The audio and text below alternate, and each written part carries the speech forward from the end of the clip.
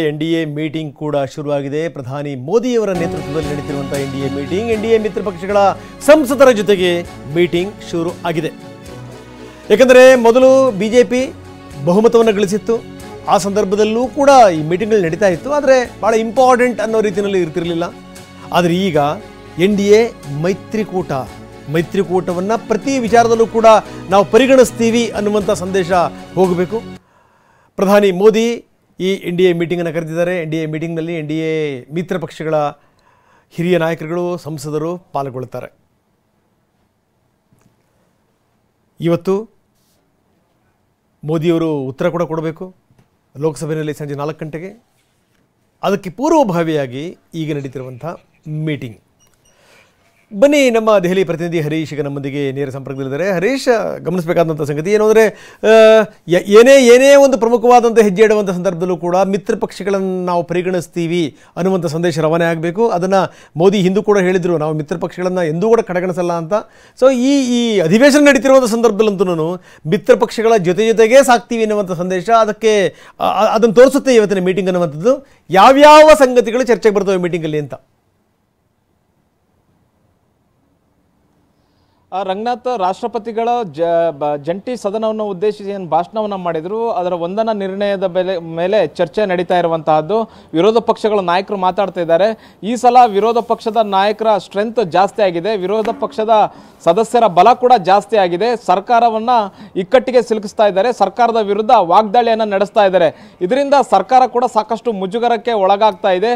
ಮತ್ತೆ 10 ವರ್ಷಗಳಲ್ಲಿ ಕಾಣದೇ ಇರತಕ್ಕಂಥ ಒಂದು ಪ್ರತಿರೋಧವನ್ನು ಈಗ ಮೋದಿ ಸರ್ಕಾರ ಎದುರಿಸ್ತಾ ಇರುವಂತಹದ್ದು, ಮೋದಿ ಕ್ಯಾಬಿನೆಟ್ನ ಸಚಿವರು ಎದುರಿಸ್ತಾ ಇದ್ದಾರೆ. ಹೀಗಾಗಿ ಎನ್ಡಿಎ ನಾಯಕರ ಮತ್ತೆ ಸಂಸದರ ಸಭೆಯನ್ನು ಇವತ್ತು ನರೇಂದ್ರ ಮೋದಿ ಅವರು ಕರೆದಿದ್ದಾರೆ. ಈ 18ನೇ ಲೋಕಸಭೆಯ ಮೊದಲ ಅಧಿವೇಶನದಲ್ಲಿ ಈ ಒಂದು ಸಂಸದೀಯ ಪಕ್ಷದ ನಾಯಕರ ಸಭೆಯನ್ನು ಕರೆದಿರುವಂತಹದ್ದು. ಈ ಸಭೆಯಲ್ಲಿ ಪ್ರಮುಖವಾಗಿ ವಿರೋಧ ಪಕ್ಷಗಳು ಅಗ್ರೆಸಿವ್ ಆಗಿ ಸರ್ಕಾರದ ವಿರುದ್ಧ ವಾಗ್ದಾಳಿಯನ್ನು ನಡೆಸ್ತಾ ಇವೆ. ನೀವು ಕೂಡ ಅಗ್ರೆಸಿವ್ ಆಗಬೇಕು ಅನ್ನುವಂಥ ನಿಟ್ಟಿನಲ್ಲಿ ಒಂದಷ್ಟು ಸೂಚನೆಯನ್ನು ಕೊಡುವಂತಹ ಸಾಧ್ಯತೆ ಇದೆ. ಇನ್ನು ಎನ್ಡಿಎ ಒಗ್ಗಟ್ಟನ್ನು ಕಾಯ್ದುಕೊಳ್ಳುವಂಥದ್ದು ಕೂಡ ಬಹಳಷ್ಟು ಮುಖ್ಯ ಆಗುತ್ತೆ. ಅಲ್ಲಲ್ಲಿ ಯಾವುದೇ ಅಸಮಾಧಾನ ಬರಬಾರದು, ಅಪಸ್ವರಗಳು ಬರಬಾರದು. ಮತ್ತೆ ಸಂಸದರ ಕುಂದುಕೊರತೆಗಳೇನು, ಮತ್ತೆ ಎನ್ಡಿಎ ಮಿತ್ರ ಪಕ್ಷಗಳು ಏನೇನು ಅವಹಾಲುಗಳಿದ್ದಾವೆ ಅವೆಲ್ಲವನ್ನು ಕೂಡ ಸ್ವೀಕರಿಸಬೇಕಾಗುತ್ತೆ.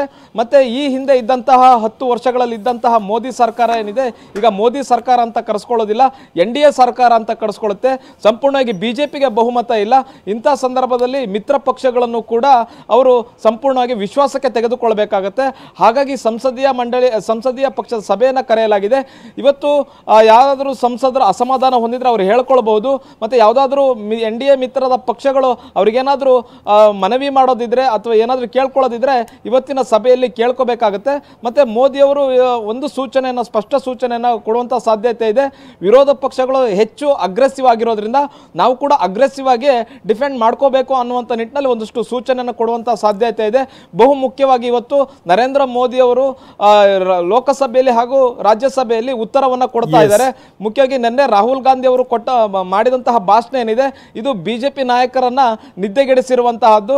ಮತ್ತೆ ಪ್ರಧಾನಿ ನರೇಂದ್ರ ಮೋದಿ ಅವರು ಸಚಿವರುಗಳು ಎದ್ದು ನಿಂತು ಉತ್ತರ ಕೊಡಬೇಕಾದಂತಹ ಪರಿಸ್ಥಿತಿ ಎದುರಾಯಿತು. ಹೀಗಾಗಿ ಇವತ್ತು ಮೋದಿ ಅವರು ಕೊಡುವಂತಹ ಉತ್ತರದ ವೇಳೆಯೂ ಕೂಡ ಆಡಳಿತ ಪಕ್ಷದ ಸದಸ್ಯರು ಕೂಡ ಅಗ್ರೆಸಿವ್ ಆಗಿ ಇರಬೇಕು, ಅಗ್ರೆಸಿವ್ ಆಗಿ ಮೋದಿ ಅವರ ಭಾಷಣವನ್ನ ಡಿಪೆಂಡ್ ಮಾಡ್ಕೊಬೇಕು ಅನ್ನುವಂತಹ ನಿಟ್ಟಿನಲ್ಲಿ ಒಂದು ಸೂಚನೆಯನ್ನು ಕೊಡಲಿದ್ದಾರೆ. ಓಕೆ, ಧನ್ಯವಾದ ಹರೀಶ್ ತಮ್ಮೆಲ್ಲ ಮಾಹಿತಿಗೆ.